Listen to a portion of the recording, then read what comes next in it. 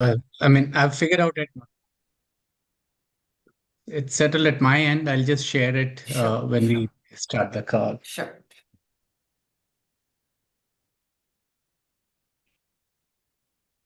नमस्ते मैम। आवाज नहीं आ रही कभी?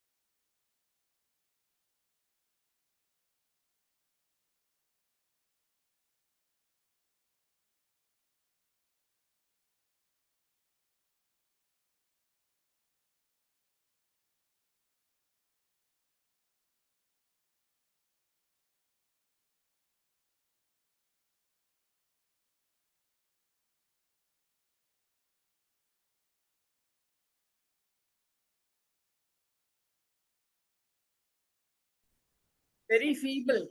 Very feeble. Hemal, Very feeble, volume. Hemal. How can you hear me? Slightly better. Okay, I removed this thing.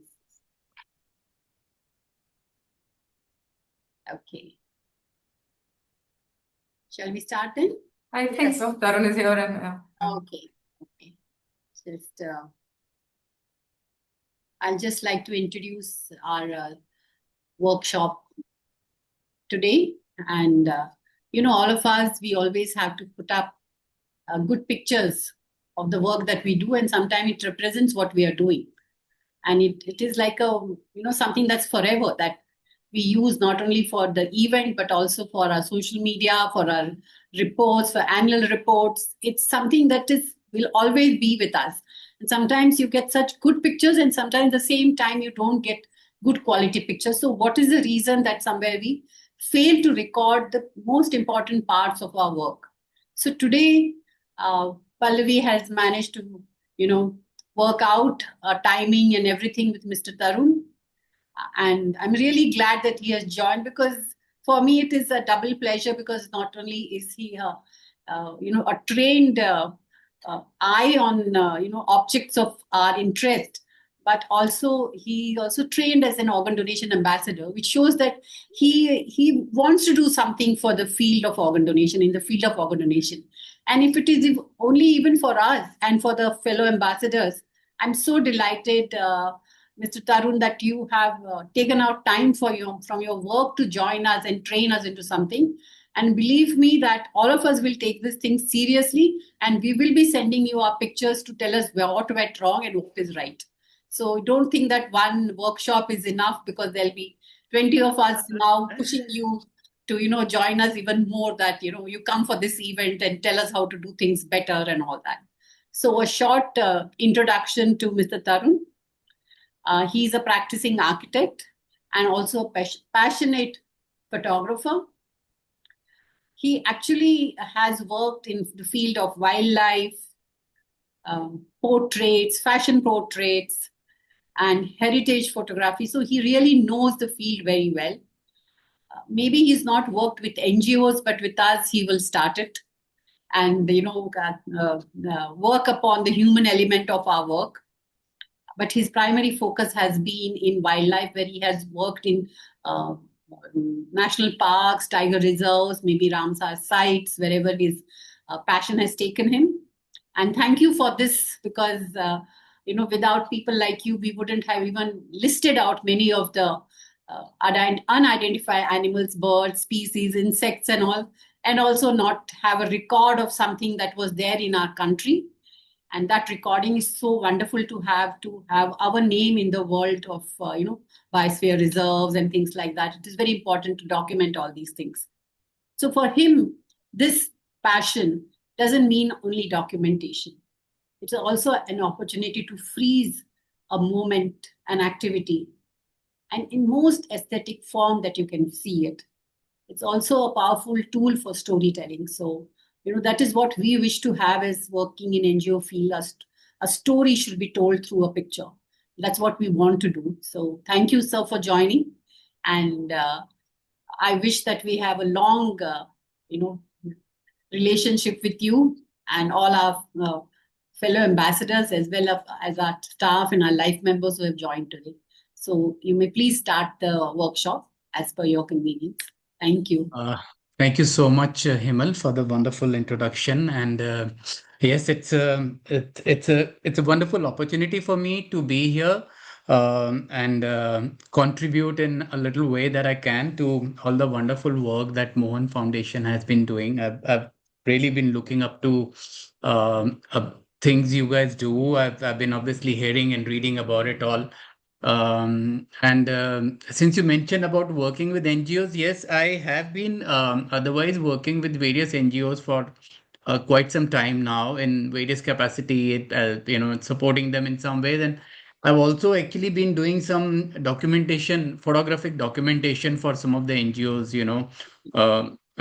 for I think about 4 or 5 NGOs I've done, for railway children, there's another NGO called Vision Unlimited. So just to kind of document their work and, for their own personal and professional usage. But having said that, of course, for your team on ground, you all need to take a lot of, instant photographs. And with mobile phones in our hands and a camera in the mobile phone, which at one point, frankly, when the cameras came in mobile phone, and I was like, why the hell do they have to give mobile phone and camera together? A camera should be a camera and a mobile phone should be a mobile phone. But little did I know that it will turn out to be such a potent tool. Everybody carries a camera now, and you can instantly just document, record, take a memory or of whatever value that it can create for you.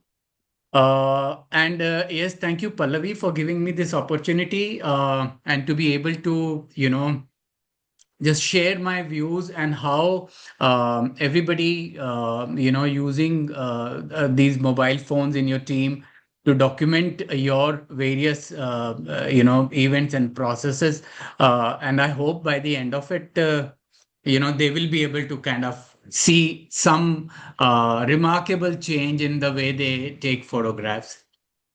So what I've done is I've made a small presentation just to take you all through this journey, the process of understanding the potential that a camera phone has, and small little things that we all can do to just improvise on our photography skills or our own perception skills. So if you may allow to share the screen, I'll just start my presentation here.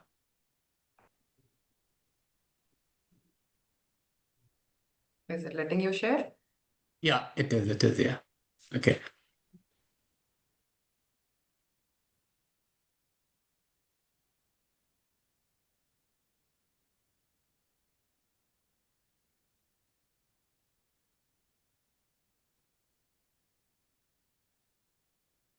So after we discussed about doing this workshop, normally such kind of workshops are done on ground with a one-on-one interaction where physically one can show examples in the processes, which is far more perhaps simpler and perhaps more expressive in terms of, because I'm used to that. But doing it online like this was a bit of a task. So I did try to put it up in a presentation form, and I hope I'll be able to take the message through.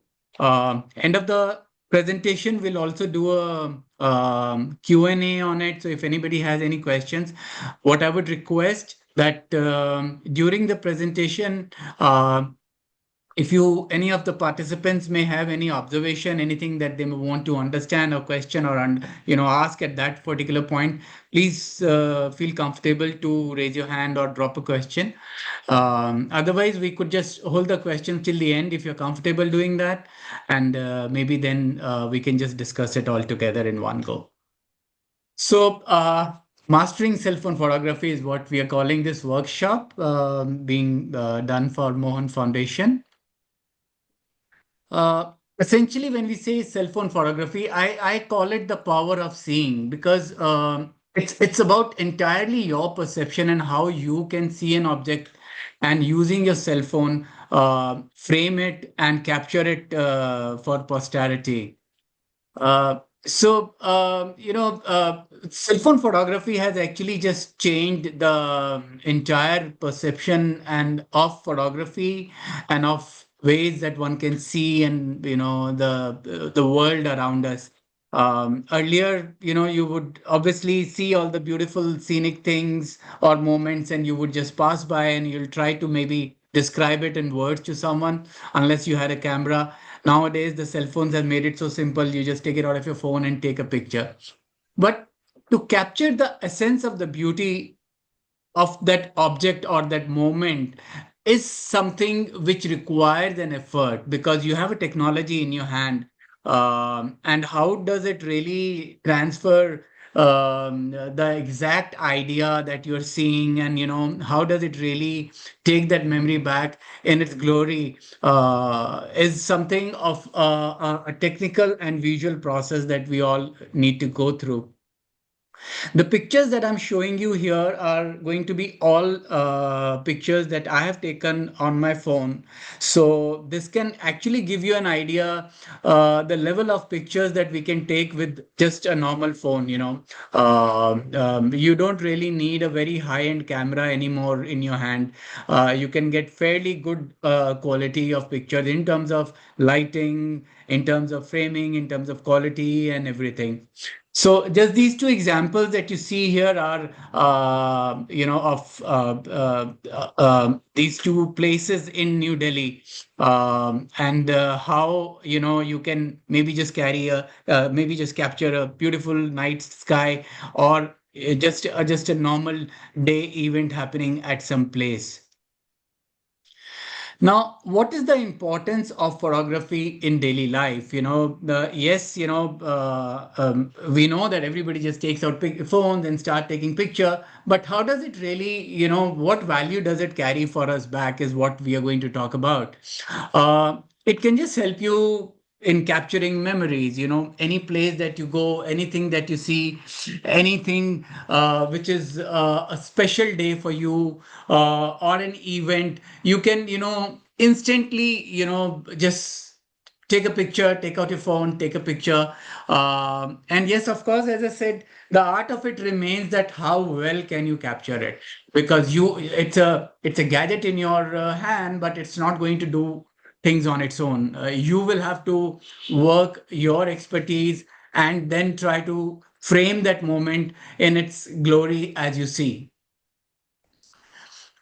You can also use it for sharing experiences on social media. One of the common things that you see nowadays, people going out to a restaurant, the first thing people would do is start taking picture of what they're eating. It's a nice way to remember. It's a nice way to document things that you've done, or just hold on to the memories, to the places you've been. And then, of course, social media, we all know, is a very highly potent tool, which can, do wonders, depending upon how well are we able to use it. Or documenting milestones. As I said, not most, in fact, all the pictures that you'll see in this presentation are the ones that I have taken trying to hold on to my moments and my memories and my milestones that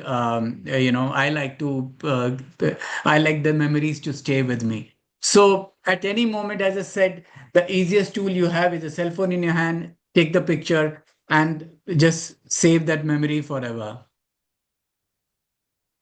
Sharing a story. This picture that you see is something again, one of the pictures that I had taken at a cafe. This picture actually I had also submitted for a competition and it had won a citation.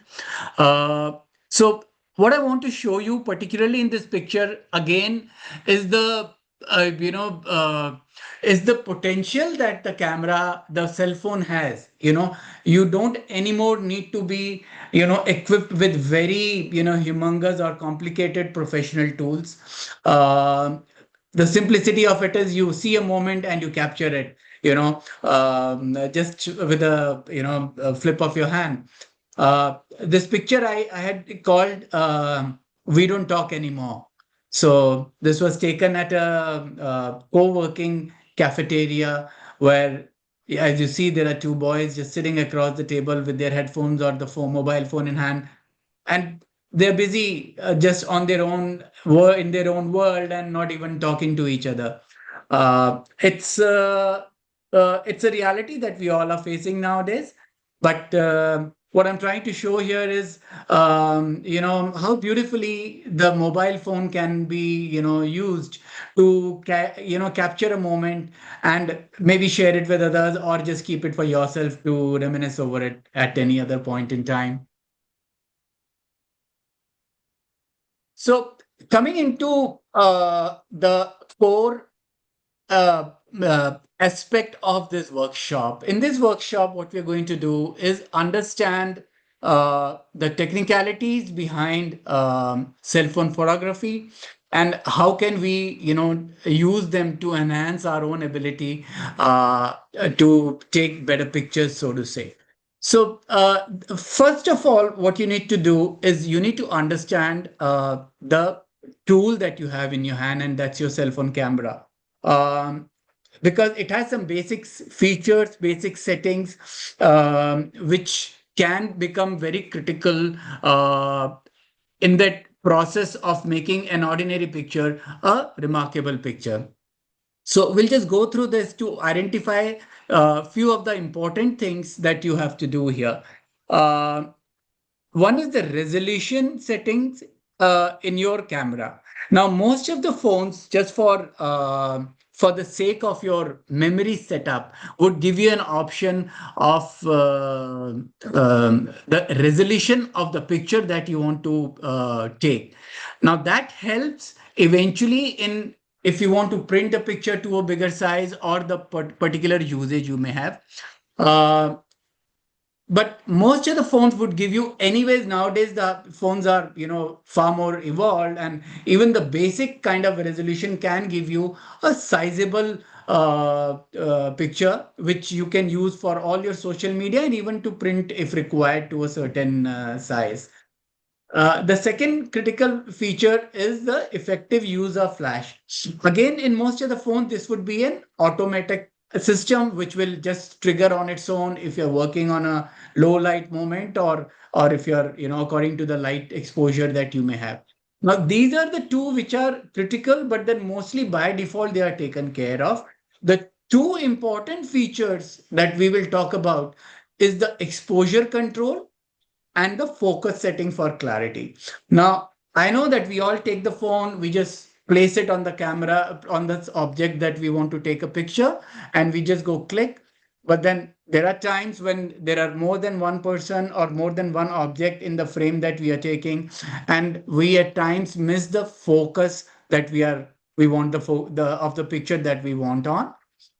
And the other problem that comes in is the exposure. That sometimes we feel that okay, because we see a picture when we're taking, before that we see it on a phone screen and we it looks all right to us, but we do not realize that how that effectively when we take the picture, if the light has been adequately focused onto the subject that we have.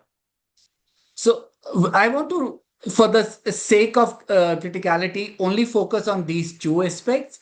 As I said, the flash and the resolution are most of the default setting, and one doesn't really need to worry so much about.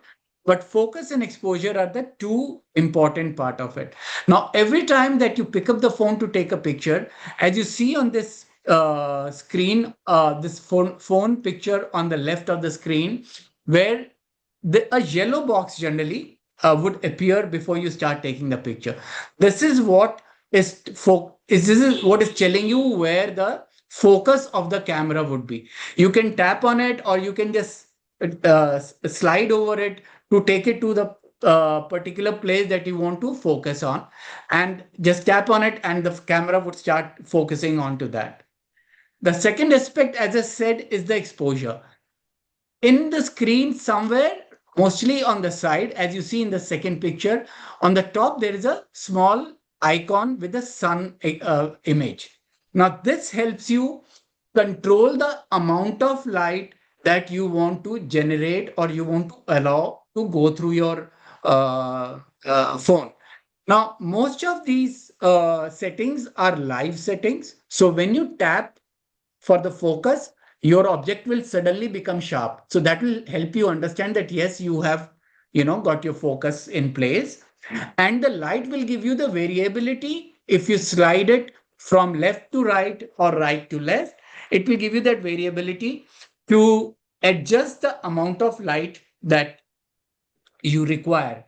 Now, I understand that for the most of the participants here, the prime objective here is to document, your processes where you want them to be well lit.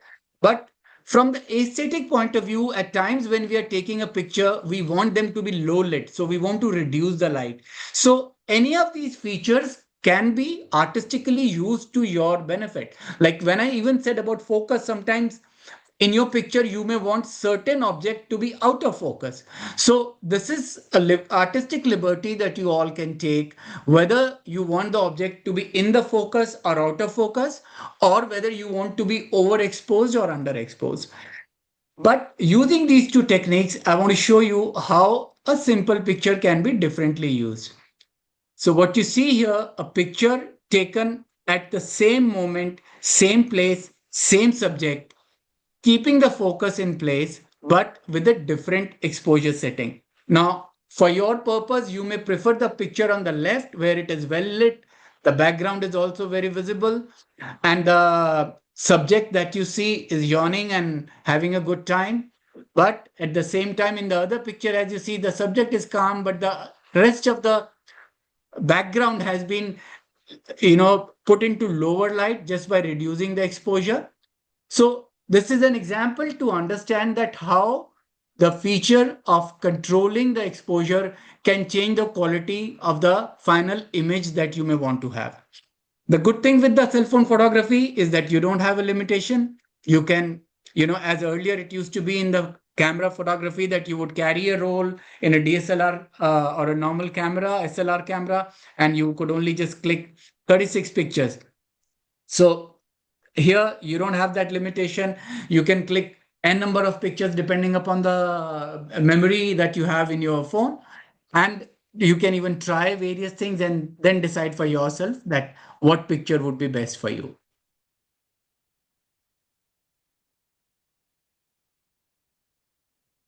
Next important thing that we want to talk about is the composition, because when you take a picture, the entire focus has to be on your subject. Now, how your subject featured in that frame defines the quality of the photograph. Uh, there are various ways to look at it, and it is again something that one can leave it to the artistic, freedom as what you may think is best for you. But there are certain rules that we try to follow as a confirming, mandate to the aesthetics that is, generally considered to be most acceptable. The first and foremost that we talk about is the rule of third. A rule of third is a method where you try to visually place your subject in the 1/3 of your frame, and the rest 2/3 of your frame relatively becomes lighter, or say only filling up the space, but the subject largely remains out of it. So as you see in this picture here, and if you try to visually divide this into three parts, you would see the subject, the boy and the girl and the dog are focused on one end.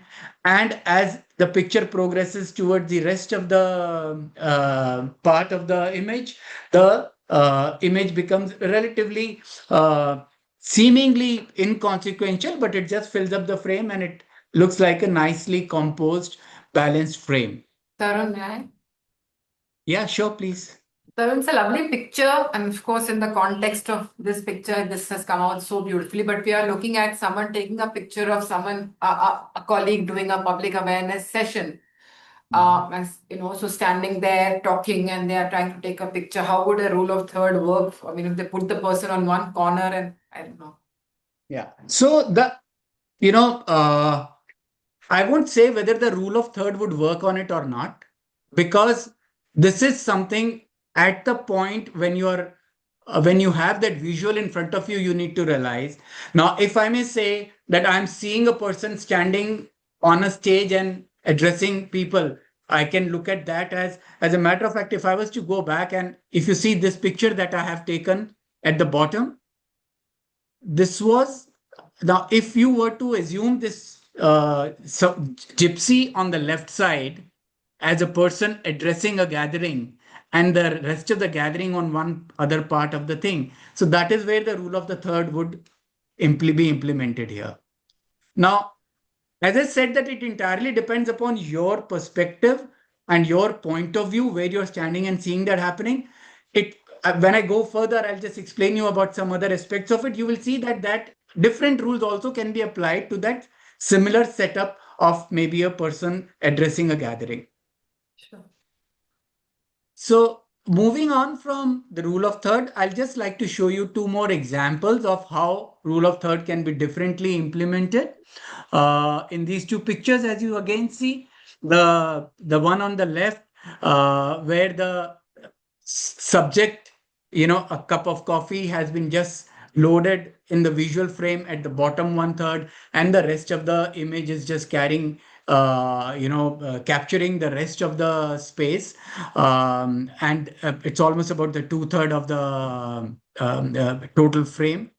Or if we just see this other frame as here, again the beautiful tree canopy, which is a larger object in the frame, but the focus remains on these two gypsies standing at the bottom, which again the focus takes to the lower one third of the picture, and the two-third of it just becomes these nice trees with sunlight coming through them, in the middle of a forest.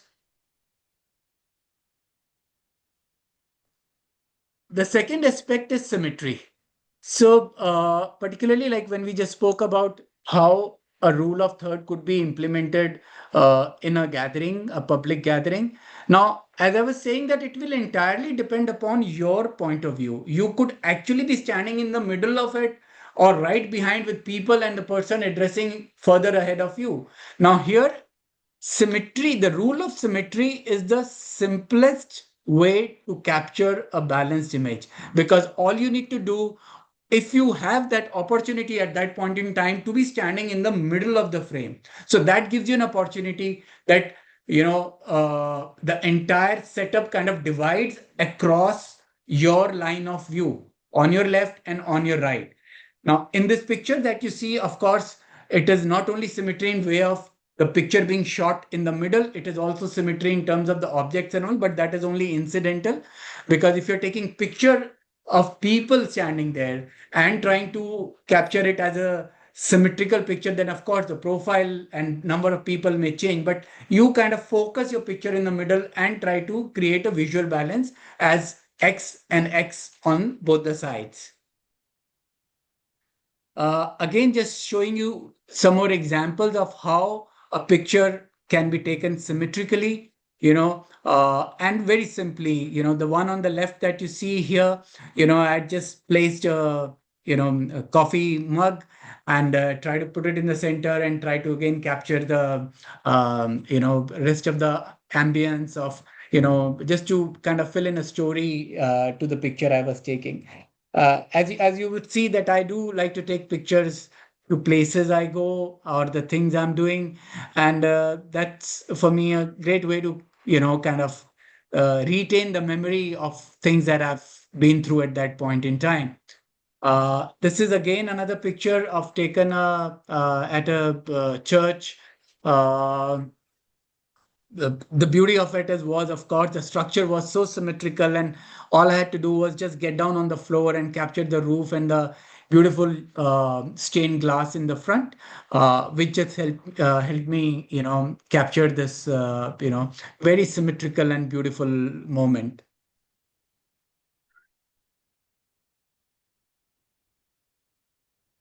Another important aspect of composition is eliminating the negative space.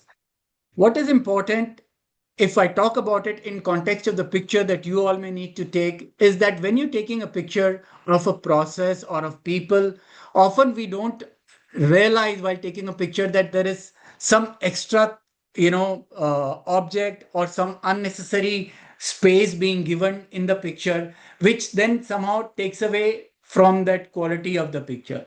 Uh, the picture here that you see here, is an example of how I've tried to make a compact frame, eliminating everything very unnecessary and just focusing on my subject. What I was focusing on an old lady in a cafeteria sitting all by own, and I was trying to tell a story about her life. So for me it was very important that, oh, I got one chair and nothing more, and that chair incidentally was empty. So trying to just frame it and not make it a wider frame and just bring in things, maybe somebody else walking across or something, that would have just spoiled the picture.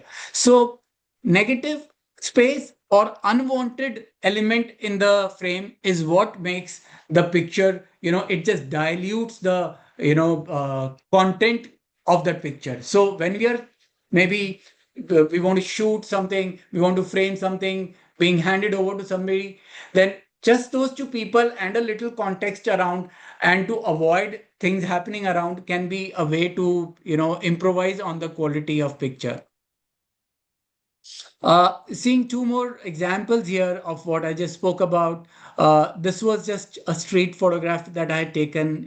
I was just driving by, on a road, and I suddenly saw these lot of pigeons, fly by. I just found that very interesting. I parked my car on the side. I came down, placed myself there, got some, as you see, for a moment, if you were to visualize now, I'll just take a minute to explain about negative frame here. Can you all see my cursor moving on the screen? If somebody can tell me. Yes, yes. Okay, great. So if you see this picture, there is a flyover which is running almost halfway through. This picture is also an example of 1/3 rule, because the picture is loaded at the bottom half. The pigeon, which are the prime subject here, are just sitting around here. Now, for a moment, if you all were to think of this thin wire on the top, which is running and which has pigeons sitting on it, for a moment, if you were to visualize these pigeons not being here and the sky being empty, the picture will look very incomplete. The top sky will look very empty and barren, and kind of making the image look a little unbalanced. Now, the whole idea here to capture this wire line with these pigeons sitting as a lighter, weight into that empty space, whereas visual weight is right at the bottom, is for me creating a balance and also eliminating the negative space, so to say. So when we are taking a picture of any gathering or anything, we need to see that anything which is inconsequential or anything which is inactive at that moment is not a part of the picture. Now, I want to show you here this picture here. Again, very small elements that you may see, of course, the colors and all look very nice, but as a composition, if you see this little roof hanging on the top, That is kind of defining the picture on the top and defining the entire frame for me. Now, a little, absence of any of these on the top can just again, make the picture a little unbalanced and visually not as aesthetic.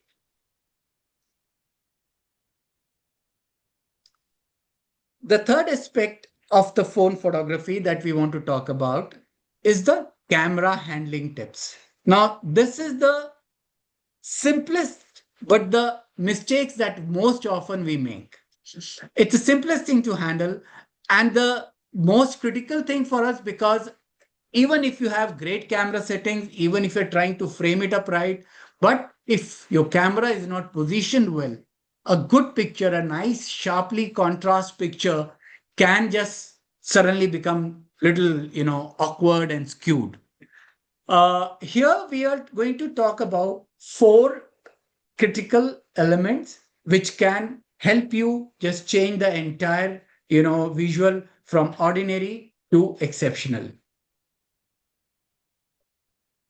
The first one, if we will just summarize here first, that first one is the to avoid background light. Other is to eliminate distractions. Next is to experiment with distance. And the fourth is to get the angle right. Now we'll look at all these in detail. The distraction part is something we also discussed in the last slide of composition, where we were talking about keeping away the negative frames. So looking at the first at the background light. Now, I would like to again mention here the artistic freedom, because there are times we like to take pictures. You may see some wonderful pictures taken in silhouette and with background lighting, which can look great. But the purpose that we are focusing on the lighting here, for us, background light doesn't really solve the purpose. What does the background light does? Background light will take away the exposure from your subject, making your subject darker and putting the light all around the subject, making it furthermore, hazy and not really appropriate for the purpose that you want to shoot the picture. As you see, this picture on the left is a very nicely evening, sunset picture being taken with sun at the background. It looks very nice, but for our purpose, we need to understand it may not be the best idea to take pictures in the backlit scenarios. Here, what you see, I'm just showing you an example where, you have light right in front of the subject and how it can well illuminate the subject, giving you the right exposure and a clarity in the moment that you want to capture. So backlight versus front light in your case would be very important, and you'll need to make sure that when you take a picture, the subject should be facing the light. That is, the light should be behind you while you are taking the picture. Behind or at least on the side, so that there is some more light coming in. But definitely not in front of you. Because if that light is in front of you while you're taking the picture, it will be behind the subject and the subject will not get the exposure on their face. I'm showing you this picture of particular moment captured almost at the same time, the same amount of sun exposure, but in a different position. And as you see, if the sun is not directly on the subject, the picture suddenly becomes hazy and it is not as that sharp. Whereas if you see the picture on the right, this one that I'm talking about, suddenly you get better colors, the vibrance, the contrast, everything by default kind of improvises. So the light becomes very critical.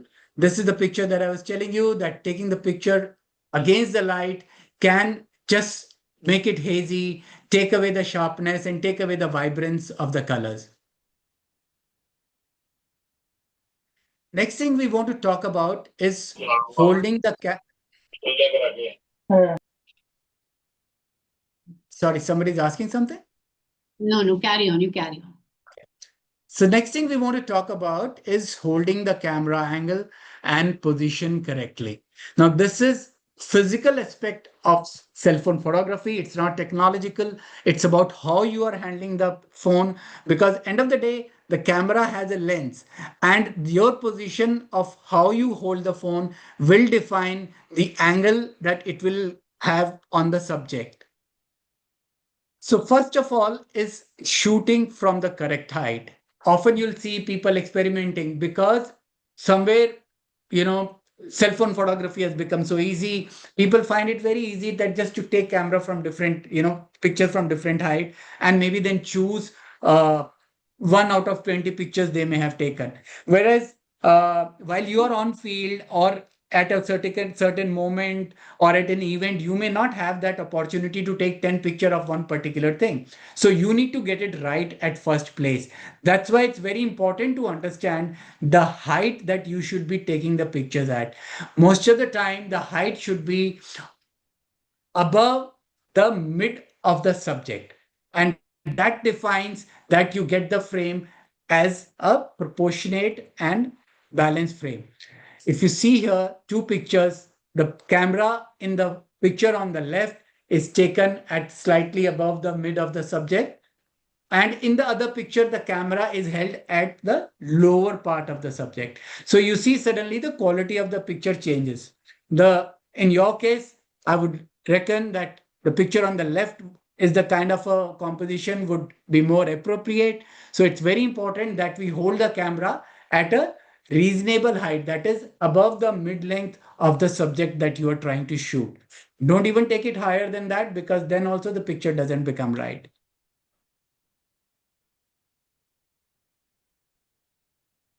Next aspect is holding the phone at the right angle.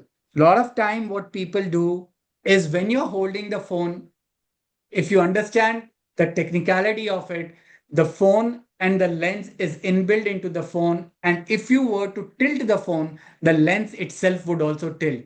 So it's very important, as you see in this picture, this lady is holding the phone straight up. Of course, I'm not suggesting that you hold at this height, but she's holding it straight up. The phone is not tilting back or front.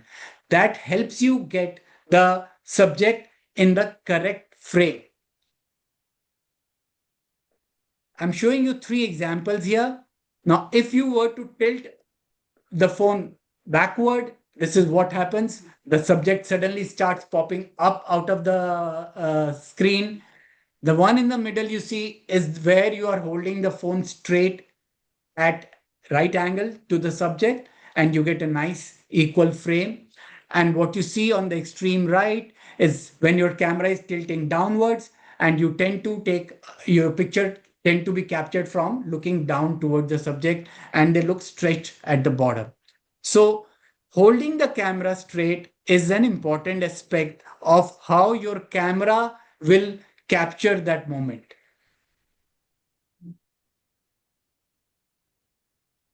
The last thing in this is to know the right distance. When you have people in front of you, often we don't realize that I whether we wanted are to getting ask the a nice. question, Tarun. Leta, you Yeah, want- sure. Tarun, I have a question. Sure, I please. am very tall. I'm Uh-huh. 5'10", and I Yeah. have a photographer who's only 5 feet. Hmm. And if he is taking a picture of me, Hmm. quite often I find that, my eyelids are closed because I'm looking at him. It almost looks Yeah. like my eyelids are closed. So how Yeah. should he hold the camera?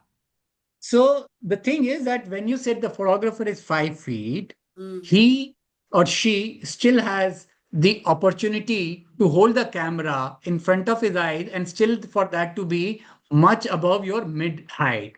Hmm. So for him, the camera needs to be held for you to say about at 4 feet height. 4 feet height is still a very comfortable height for a person of 5 feet to hold the camera. Okay. So if the camera person would hold the camera lower than that, you obviously will tend to look down at the camera, and Correct. your eyelid will drop down. Yeah. Okay. So that's why I said that, in fact, if I was to go back to this picture here, you would see similar thing here. The eyes are straight into the camera, whereas here the eyes are looking down at the camera, and that's why they look shut, Ah. because the camera is down. So this is a very common flaw, and that's why I said the height should be at least above the mid height of the subject, so that the person does not have to look down at the camera. Because the moment you would look down, your eyes will tend to look little shut. Thank you. Yeah.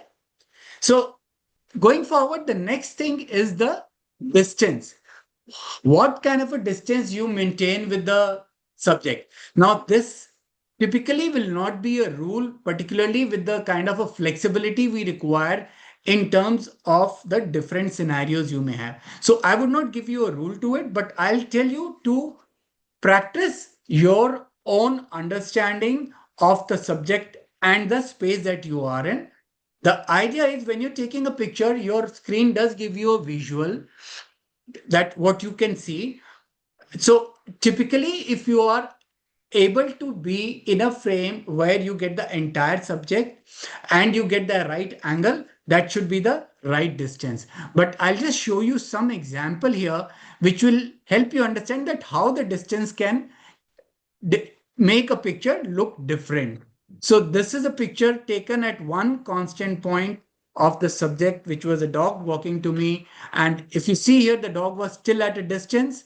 The picture comes with a lot of things around. The space around is far more, empty. And the picture also doesn't come out that nice. And in the second picture, as you see, by that time he had come very close and the picture looks little optically, distorted. The face looks little bigger and the body looks little smaller. So getting the right frame is the picture on the extreme right that you see. I know there are times when you need to take a picture in the rush, but if you have the time, liberty of time on your hand, it's always better to try one or two things, come at a distance where you feel that, okay, you've now got a nicely proportioned picture where the subject is not really looking out of sorts, with the front and the back or the body and the head are not really looking distorted.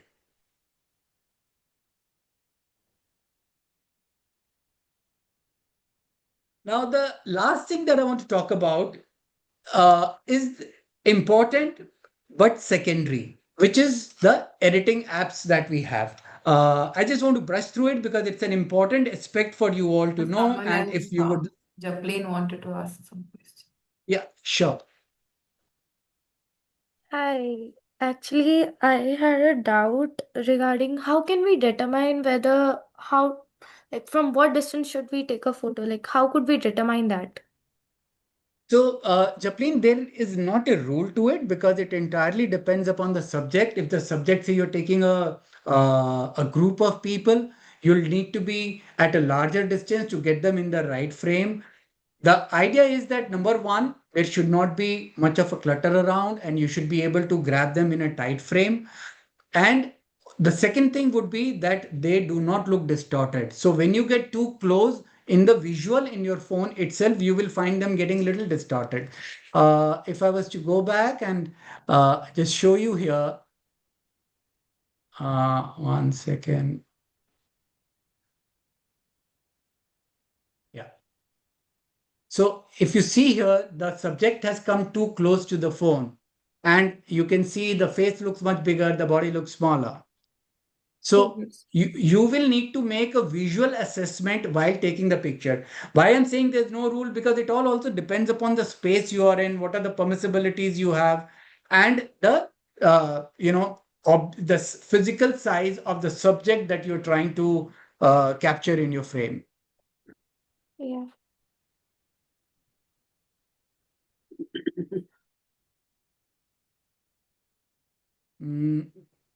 Sorry. Okay. You were in the editing. Yeah, I was in the editing and I'm just trying to get my.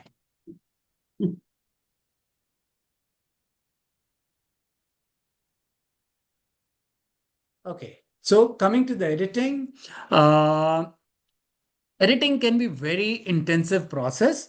It can be very helpful and it entirely depends upon your individual choice of how far do you want to take your cell phone photography per se. So it's a very critical tool. Most of the people who are actually doing cell phone professional photography, of course, use very professional grade of editing. But to understand the purpose of editing is very important, because even for your purpose, doing smaller minor edits like maybe increasing the contrast. Sometimes, I understand that you are on the go and you need to quickly take a picture. You can even correct the exposure. You can sometimes, some apps even allow you to correct the angle that you've taken the picture. So yes, these are you would on your phone, most of the phones have these preloaded apps which can help you do these basic settings. So, using contrast, using exposure, using saturation. These are very, on the tap kind of opportunities available where you can use the app. The simpler form is also you have filters and presets. So if not using one of these basic apps, you can just go to filters and just use a preset setting of whether you want it to be monochrome, you want it to be a high HDR, or you want it to be little sepia tone or anything like that. You can use different filters to create the setup you want. And the third, of course, is the professional grade. There are various apps like Lightroom and all available. But the editing process here becomes very intensive and by itself is kind of a process to be learned and understood the software and do that. But keeping in mind that our purpose could be solved by using basic app features, something like contrast and highlight and saturation. And sometimes, as I said, it even allows you to correct the angle of the picture that you're taking. Now, if you see this picture, I want to show you that how editing can really change a picture. I had shown this picture earlier also. This was again taken at one of the jungles. And this was the original picture that was taken. The camera also is a lens and it will obviously take a picture with its own technical abilities. And I wanted to enhance that picture and make it look a little more deeper in terms of its color saturations. And this was taken on the go, so I did not really get the right frame. So I just cropped the picture simply, and then I just made the picture a little sharper. I reduced the exposure and I increased the saturation so that my sunlight, which is just coming through, filtering through the sun, trees, could just look a little more sharper and interesting. So these are some of the things about editing that you can do. Of course, there's a whole lot of world that we can explore with these techniques of photography and editing and the great tool that we have in our hand. I just made this small sheet as a cheat code for what we've done today. The prime, topics that we try to cover. If you need to look at, we talked about camera settings where you need to focus on exposure and focus. That should be the first thing to take care of. Your second thing should be composition, where we spoke about rule of third, symmetry, and negative spaces. Now, I know it's not that you're going to just remember all these and start taking a picture. The idea is that if you just kind of have these in back of your mind while taking a picture, you'll be able to just create a little more balanced picture. And with time, of course, it only gets better. The third was about handling the phone, where we spoke about height at which the phone to be held, and the distance at which the phone to be kept, and the angle that at which the phone to be held, whether it should be leaning forward, leaning backward, or ideally it should always be straight up. Editing is the last part we spoke about, is something which is a whole world altogether. An ordinary picture can be just dramatically turned over its head and depends upon the intensity that we want to use here. So yes, don't just take pictures. Let's create pictures. This last picture that I'm showing you again is a picture on my phone, which I had taken at one of the paragliding site at Bir. So there are amazing results that you can get through your phone. You just need to be a little more conscious about how you hold your phone. Thank you. Thank you. If somebody may have any questions more, we can discuss that. I'll just stop sharing maybe now. Or if anybody wants to go back to any slide, we'll just hold the slide for now. Hemal, I have a question. Yeah, please go ahead. So great presentation, Tarun. Thanks so much for doing this. Thank you. A lot of our photography also is in the darkness when somebody's presenting, making up. I'm going back to more basic questions and, what would help what kind of settings. We get a lot of dark pictures, and no matter what editing you do with them, they can. So, is it something at the time of taking those pictures that one can? So, is that square thing that you showed? Yeah, yeah. So normally what happens is a dark situation is a very typically challenging situation. Most of the phones that we have, when we use them, they are on auto settings. So when we just put that tap that I showed you, it only tries to capture the light on that particular point. And then, of course, it becomes difficult to capture the thing because you want the rest of the area also to be relatively better lit. So for that, the simplest thing here would be the exposure that I told you. We increase the exposure. Does that line with the sun on it?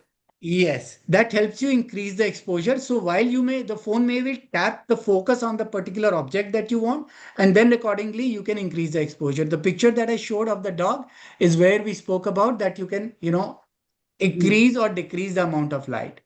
Now, it still can be limiting factor because there may be further more challenging situation. For that, some of the people who may be very enthusiastic and keen to put in that effort, most of the phones nowadays also have a pro mode. So in that, it allows you to manually change a lot of settings. Now, that can be a very extensive thing. We cannot really, in this limited time, understand that. But if somebody may be keen, we can maybe offline take it up and, I can just explain that. Or they can even explore on their own. In their phone, they'll go, there is a pro mode. If I was just to show here, actually, in my phone. So you see, there are these modes here. And uh, uh, here, this is the pro mode. So if I press this, it helps me, gives me all these, 1 second, we are not getting, the screen is not getting visible here. But moment you press on the pro mode, it will show you variables that you can control, where it almost then starts acting like a manual camera, where Yeah. things like ISO, things like light exposure. But of course, somebody who's not used to a DSLR, one of those bulky cameras, they may find it difficult to comprehend that. So I would say let's stick to the basic for the people who are not comfortable with that. Just use that slider, increase the exposure, and it will give you better light in that area. It just by default sets up everything that the pro mode does for you. Thank you. Someone has shared some picture, Hemal, in the chat. Arunesh. Not coming out till now. Okay, yeah.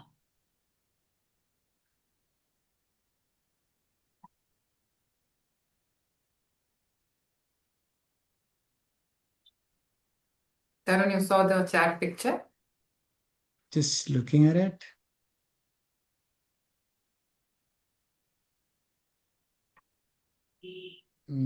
Thank you. Yes, I can see the picture. Okay. It had been taken on phone 16, which the participant is seeing through a QR code as an open door. No? But somehow I was not convinced with the picture. Can you please suggest a better way to take a picture? Okay, so first and foremost, what we see is the very obvious thing. It is tilted. So, now, okay, one disclaimer, one overriding sentence I like to give. In art and in aesthetics, there's nothing wrong.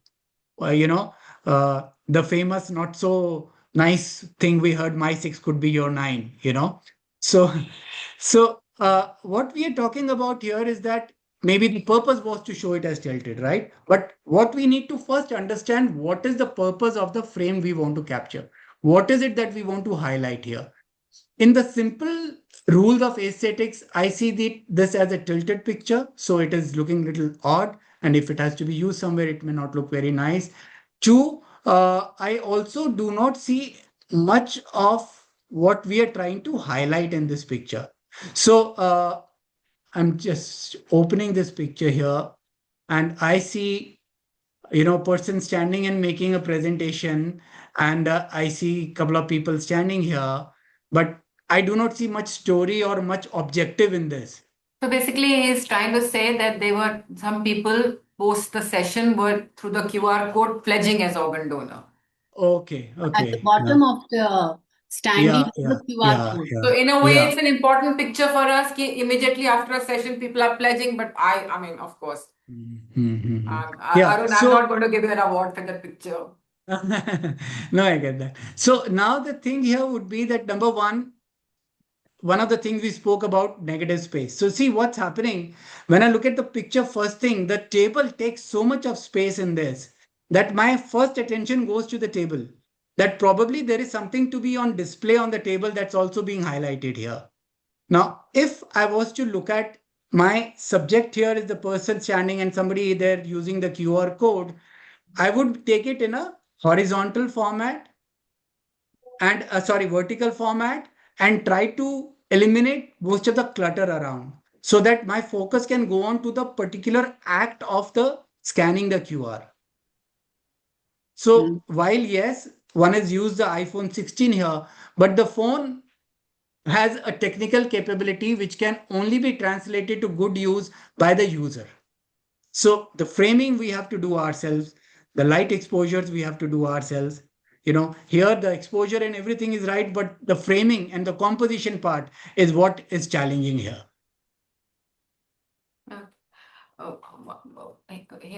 Hemal, Huh? Yogita has selected 5, 6 pictures from our reports. I think it'd be great if we could bring it here. Yeah, please do it. There's So also Yogita, while you questions do from that, I think Poonam. Asha has a question or Lalita has a question. Yogita, There's can a you do that? question. There's a question from Poonam. Yeah. Yeah, Poonam, please share. Query for the Yes, indoor ma'am. setting landscape mode. Yeah. Yeah. Okay. Now, one of the things that I like to highlight here is when you say 1x or 0.5x, uh, generally anything below 1x, the picture will look little distorted. So I would recommend that you avoid it unless you are in a really cramped space and you really need to capture a wider, space within that range. Otherwise, you should try to stick to 1x in most of the pictures.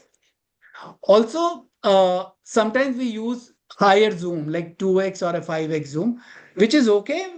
But let us understand that when we use, there's a technical aspect though, that when we use a digital zoom, these camera phones are not optical zooms. The picture is just being pixelated and made cropped into a closer view for you. So the quality of the picture reduces. So you would rather shoot it in 1x and then maybe try to crop it manually there because at least the quality of the picture will not be diminished. Thank Thank you. you so much, sir. This was interesting, actually. Thank you so much. Thank I you. have a very simple question. I've Yeah. gone to Pro now in my phone. Now I don't know how to go back to manual. In that mode, so you would just need to slide. Generally, is it what phone is it? Generally, it has a scroll on the screen itself. Yeah. So mostly, when you have a camera here, you see these at the bottom are the options. Yeah. This is you can just slide through it and Yeah. change the mode. Okay. Okay. Thank you. Best to stick to regular mode. Pro mode gets a little too complicated. Yes. Asha and Uh, Shweta have a question. Good afternoon, sir. This is Shweta. Good afternoon. Sir, I have Hi, a Shweta. small question, sir. How to Sure. take a photograph when there's a shiny surface in the background? Because whenever we take a picture, sir, the camera flash creates a reflection in the picture, and this is, I think, so everyone is facing the same problem, sir. Uh, Avoid using camera flash.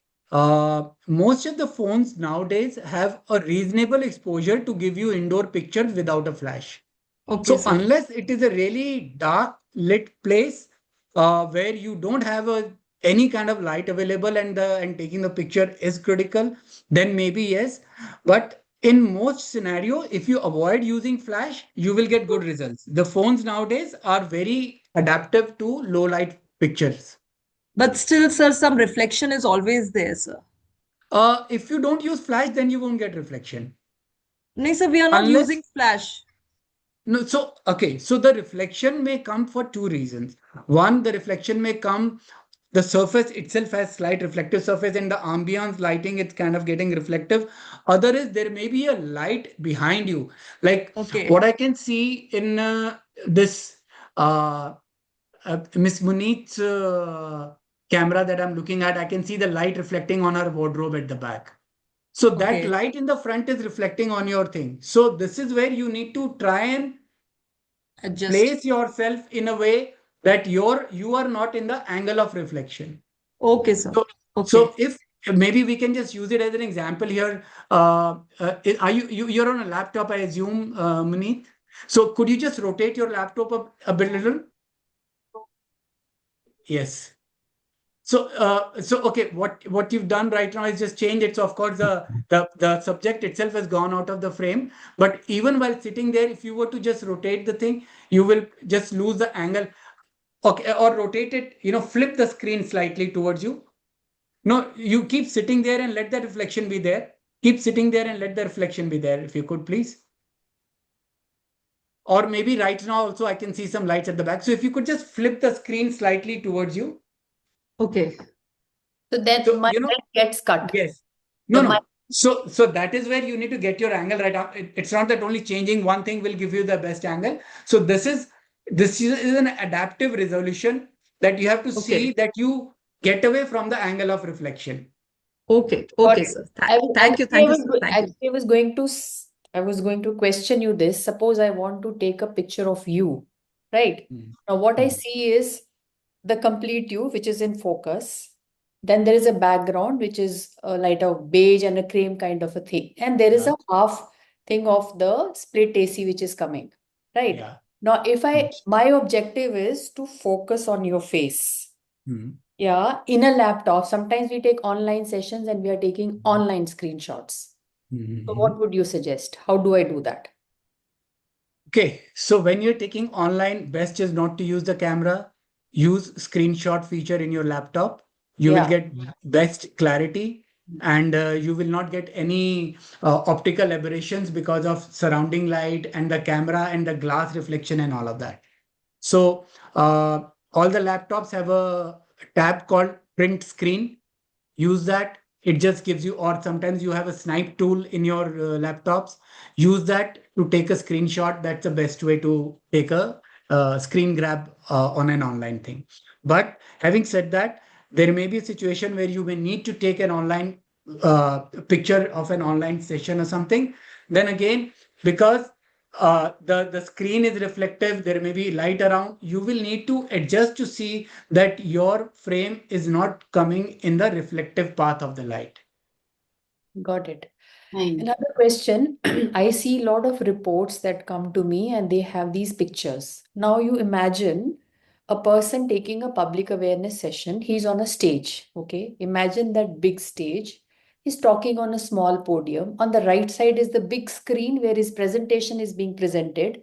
The picture has been taken from the back of the auditorium where you see the heads, just the back of the heads. Yeah. So what kind of picture you get? I would just want you to please tell all of them here how to take that Yes. picture. So now I this can is hear very the pain in important. your voice, Munit. Because And I I've think stopped editing them. I can hear it. that's a very challenging situation that you have exposed here. Yes, Because normally, like I said, most of the places, first of all, the process that most of us follow is take the phone out and just go click and assume the phone will do everything. So phone will only do what it can do. Rest of the things we have to, kind of maneuver it to make it happen for us. Now, again, as I said that when we take a picture, the camera takes a picture at a particular moment with a particular settings. Those settings will be good for X but bad for Y. Yeah. So in a situation that you spoke about particularly, that has multiple situations happening at the same time. correct. There is a speaker which has maybe well lit face. There are audience which are dimly lit. Then there is a screen which is overly lit because it Correct. is bright. So now the choice will be for the person taking the picture, what do they want to highlight? Most common thing would be because people would only be an audience and their faces aren't important, so we'll let them be underexposed. The screen is not that critical most often because it is not the content we are trying to highlight, but the person who's presenting is the main subject. So we will focus on the person, we'll adjust the light as per the person. Now, again, it's a variable. It may be a situation where you have spotlight on the person. It may be a situation where the stage is well lit. So it is a call we have to take while taking the picture, what kind of an exposure we are getting for the person. But in normal circumstance, as I said, the focus would be on the person who was speaker, and we adjust the light as per that, and rest of the place will become incidental. Great. Now, there is another thing here, that there are times when we are taking a picture, we want to actually take the screen because we want to highlight what has been presented. So we need to turn our phone to that, focus on the screen, and reduce the light as per the point where the screen becomes sharp. There is a possibility the speaker may still be visible. There is definitely a possibility the audience will become absolute dark. But our focus is the screen and what is being projected, and that is how it happens. Correct. So when I explained this scenario to you, most of them, I think 95 pictures out of 100 are everybody's writing participants attending the session. So here I would just want to focus that if they want to take the participants attending the session, the objective has to be participants and it should be taken from the front. Exactly. Yeah. So now, exactly, I was coming to that. In that case, the person will need to move to the front, where some of the reflective light from the stage is falling on the participant. And while using the exposure, one can improve the exposure so that as much possible we can get a better lighting on the participant, because that is our objective now. That is the subject we want to create. So the entire, the idea, first of all, in our mind, we need to be clear what is the purpose of the picture. Focus of the picture is the focus of the camera. These two should match. Yes. Can I share a picture in the context of what Munit is asking? So that's a very common looking picture that we get. Pura roof, pura ground, pura sky aa jata hai. So could you give some practical tip on how they could do this better? Now, the simplest thing here that I see having gone wrong is the composition. Of course, we can get into the detail of holding the camera and everything, but if you try to work on the basic composition, most of the things will fall into place. What's happening? Half the picture, we spoke about rule of third, but if you not try to cut across laterally in this picture, your entire purpose of the picture is solved in the bottom half, and the top half is totally redundant. So if the person, while taking the picture, had kept the phone little low, tilted the phone little forward, and got in the right frame, also again, just to get into a little more nitty-gritties, is that the angle is stayed up. Now, one of the tips that I like to maybe give here is, when you're trying to take a room or any place, try to, just to know that your angle is right, try to focus on a wall at the back. So if you see in this, there is a wall at the back, right at the end of the where the glazings and the wall is meeting, that wall is stayed up. Right at the corner where the two walls and the roof are meeting. Yeah. Now, if while taking the picture, the person would have tilted the phone in a way that the wall becomes straight, your frame would have become at least 40% better. So right now, Tarun, maybe from the other side better if the windows are that side and your light is. So that is about light. So frankly, the light is not bad here right now. I would not complain about light. I'm right now looking at the composition and the content. So looking at this and just improvising on this, and say I don't have the opportunity to go on the other side to take the picture. First thing I'll do is I'll straighten my camera. I'll straighten the camera so that my wall at the back becomes a straight vertical line. And then I would see if I need to go up or down. In this case, definitely down, because up is ceiling, which I don't require so much. So cut down that space. Now, this is relatively better. I'm talking about better in terms of the angle. So if you see, the wall at the back is straight, so my angle is right. Now here, it is all about, I would say, cutting down on some of the top space. Now, there are too many variables which one will start picking up with experience. What's happening here, that there are these lights in the ceiling. Not only the ceiling is adding a space which I don't require, but those lights are adding glare. So if I was to keep my frame till about this color string of colorful hangings, my picture would be perfect. Yeah. So actually we can edit it out, right? Yes, we can edit it out also. That's what. So editing is again, if we look at simplest edits, as I spoke about contrast, cropping, that can happen later. So I understand that at times, while in the moment, you don't have that much opportunity to sit around and just frame and do 1,000 things. But yes, if slowly these things kind of become your, back end thinking process, and it becomes much more easier. Okay. There were a few questions. Lalita had raised her hand. Lalita ma'am, please ask. I think that was an earlier question. She never. There's a question here in the chat box from Mr. Arun Sharma. I'll just take that question. Sometimes during a session, the subject is far and we need a close-up shot, but zooming can distort the image. In that case, what can we do? Yes, so as I explained earlier, the best way to do it is take at 1x of your zoom that you have in your camera, because that's the best optically stable lens. And then focus on the subject, on that person. And then when you come back, you can crop it, zoom it, which will be a much better resolution rather than to do a 10x, 5x zoom on your camera, because then the picture gets pixelated and the quality reduces. So take a 1x, tap that thing on the particular person you wanted to focus on, and adjust the light accordingly, and just go tap. Thank you. I'm taking one more picture from our records. Yeah.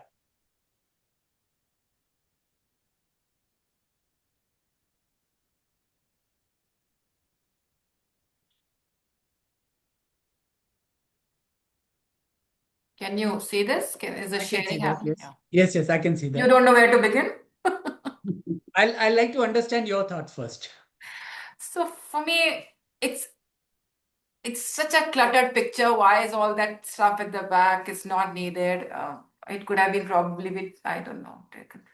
So, frankly, my thought to it is that the backdrop, the building does form a part of the story in some way, because it does bring in a context to where is it happening. But having said that, that's not the primary story here. The primary story is the act here. So what's happening is the composition. Right now, my one thing that I like to improve here is the composition. Also, the first thing that I spoke about, the title of this presentation was Power of Seeing. It will be entirely about what you can see. The power is in you. So, good thing about an event like this is that it's not a moment that I'm trying to capture, it's an event. So I can go around and see where do I get a better opportunity from. Now, one can take a couple of shots, and then, again, it's a process that we all go through of understanding and, appreciating the aesthetics and the purpose, as we always said. So maybe right now, what's happening here is that the what appears to be the clutter at the back is taking away almost about 40% of the volume in that picture. And that is why it is looking unnecessary. But if it was somewhere blended with the picture in a way that the objective of the picture being this session being held, that remains in the focus, the background will not look as cluttered. Yeah. The disorganized chaos is a character of the thing. So I would not really say it should be nicely curated and well kept stuff. But the amount of space that it is taking is the problem here. Okay. I would say if there was a standee of organ donation, then Yes, of course, probably, that adds more context as well. will Yeah. lend the the context. But Yeah. otherwise, she's doing it in a sort of a rural, underserved area. That character, I really. And there's an engagement. They are reading. They Yes. are engaged in the whole Yeah. So that way, I think it's a pretty good picture, though, I would say. Okay. I think we can go Asha on. and somebody had a question. They raised their hand. There are some pictures shared here in Yeah, the chat. I will go through that also. Those are the ones I'm showing. So Okay. Sorry, ma'am, we didn't lower the hand, so we are extremely sorry. We've already asked the question earlier, ma'am. Okay. So you can just comment on the photos that have been put on the chat. I can show you one more, 1 second. Okay. That's probably the last one we should see.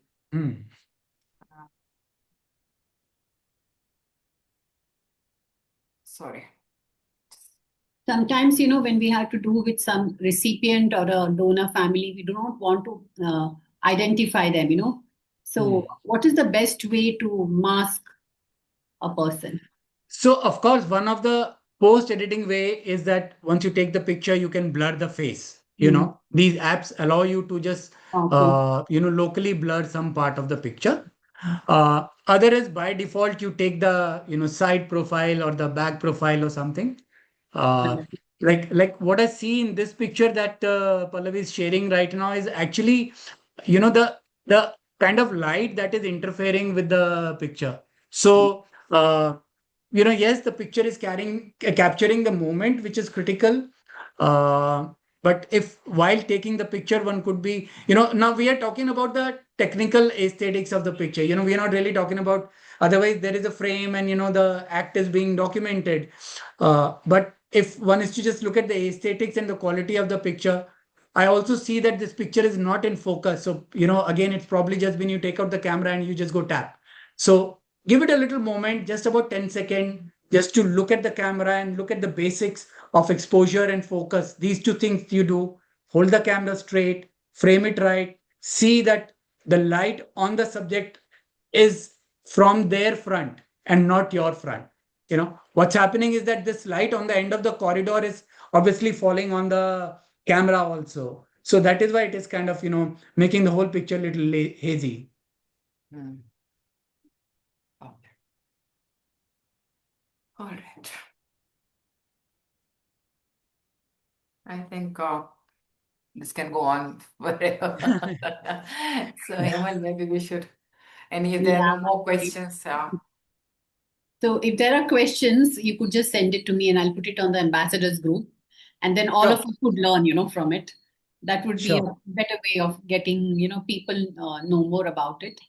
So just taking a minute to say thank you to Tarun for joining us. I know you must be a really busy person. So where is your next visit is what I want to know. Couple of them lined up. It's been overdue. Last 3 months I've not been able to get out. So now next couple of months we'll be busy in jungles. Okay, good. Keep it up. I'm really excited that we've got in touch. And Thank you. where do you run the marathons? Do you run the marathons also? I do. I have been running for about now 15, 16 years, all these long distance things. So yeah, I mean, all over India and, whenever opportunity that I get, I do also run abroad, but most of these Indian runs I've done. Okay. We are having the Bangalore Marathon. So if you're planning to join, Just 10K. no? Okay. Yeah. Sure. So there's a group of recipients who are running. So we Oh, wow. So we could want That's you there. amazing. So every time we have a marathon, we also have fundraising. So if we could approach you for that to join us. Sure. I mean, as a matter of fact, we were having this chat because, I have been raising funds for various NGOs at Delhi Half Marathon. Okay. And I also, of course, know of you guys doing it at, you've had some stellar, fundraisers from your end.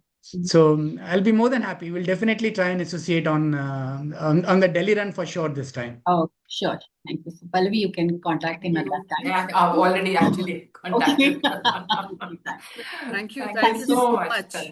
Thank you so much. It's been wonderful, and I'm so glad that I could be of some help. And we can do this again, maybe another 2-3 months if kind of a recap. And, I'm sure people would have some experience from here to take forward. So, and as you were just saying, maybe if somebody has a question, they can put it on the ambassador group. I'm there as well now. So I can always address it there too. Thank you so much for supporting us today, and hope to see you more often. Yeah. Definitely. Thank you everybody for joining today.